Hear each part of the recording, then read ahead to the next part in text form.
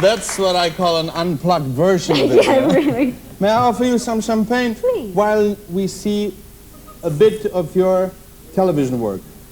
Oh, no! Everybody needs good neighbors with a little understanding. You can find the perfect blend. Guess who's caught the competition bug? Des and Jim.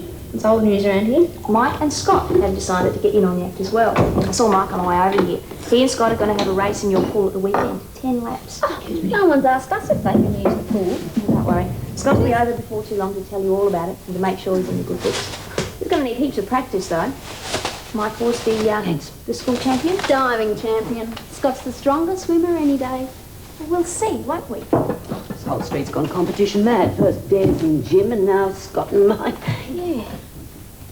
You know what? We should form a team. Why should the guys have all the fun? Well, I'm not really a very good swimmer or runner. There's heaps of other things we could do. There must be something you're good at. Well, I'm pretty good on roller skates. I won a prize once. There you go then. I'm good at that too. I'll go on the Robinson side and you can go on Des and Mike's. Charlene and Joan will be waiting back at Ramsay Street. As soon as you hand them the batons, they'll roller skate to the entrance of the oval, where Des and I will be waiting. Des and I will do 10 laps of the oval to finish the race. Do we get to do a victory lap? I certainly hope so. Harold will be the judge. He'll count the number of laps, supervise the baton changeover, that sort of thing. But there's one thing to remember, it's supposed to be fun. Win, lose or draw, it's a friendly contest. Well, I don't think Mrs. Mangle feels that way. In fact, if she wins, I'll never hear the end of it. Well, we don't have to be enemies when it's all over. But there's no point doing it if we don't really try to win.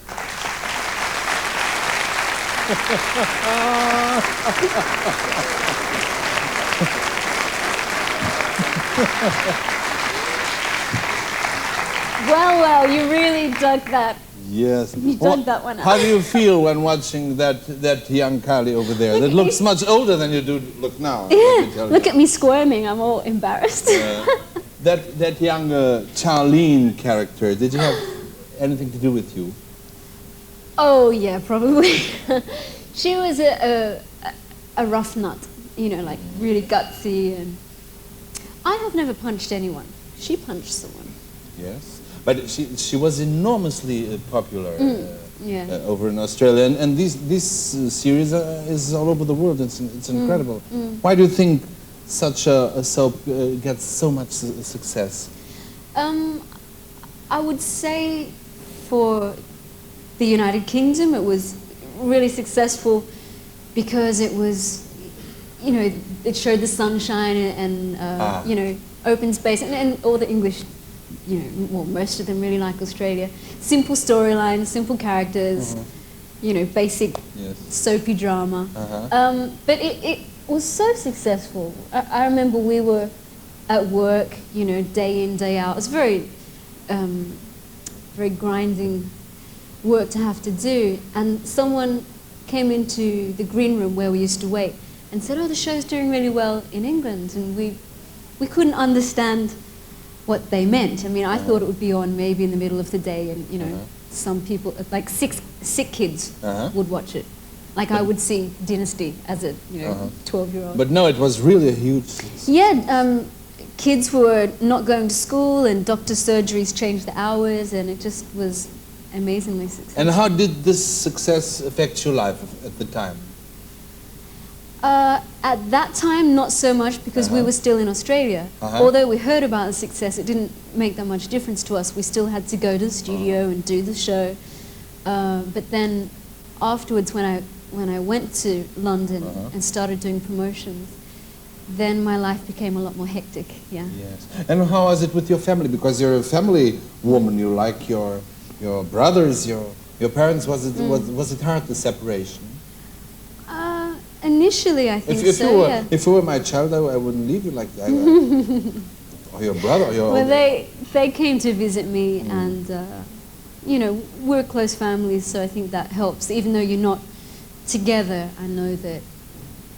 And I would have a hard time in those days and be very stressed and, you know, I was very young and it was difficult, so And I knew I could call up my mum and dad Yeah. and just cry on the phone.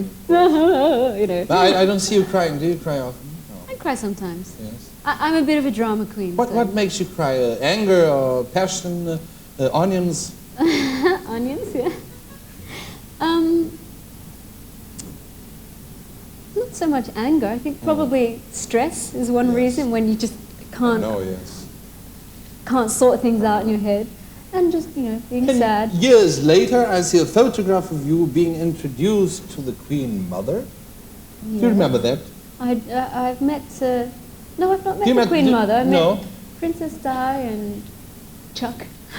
Did you like meeting Princess Di? What do you think? Well, to be perfectly honest, it was such a fleeting Yes. meeting. I mean, I've met them, but I didn't What- really what- get much of an impression. It's a lineup like Yes, of this. course. And, What type of Australian are you? Do you like the monarchy or would you prefer a republic?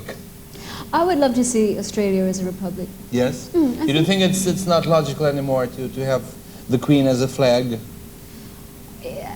They just don't have that much presence there. There's Hmm. not as much meaning.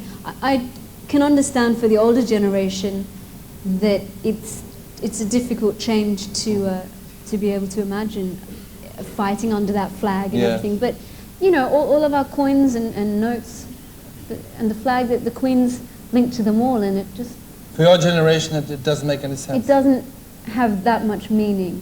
So sooner or later, it's inevitable that Australia becomes a republic. I don't know. We have a change of government now, Uh-huh. and I don't know that they're so keen on a republic. May we hear you sing a bit? You were so nice because you said you agreed to sing with our small orchestra. I know you're used to big, enormous bands and fancy producers. But anyway, we're happy enough to hear you sing. What's the name of the song? Automatic Love, Automatic which is Love. just an album track from my last album. Vamos ouvir a Kylie, esta querida cantar, e uma salva de palmas que ela bem merece.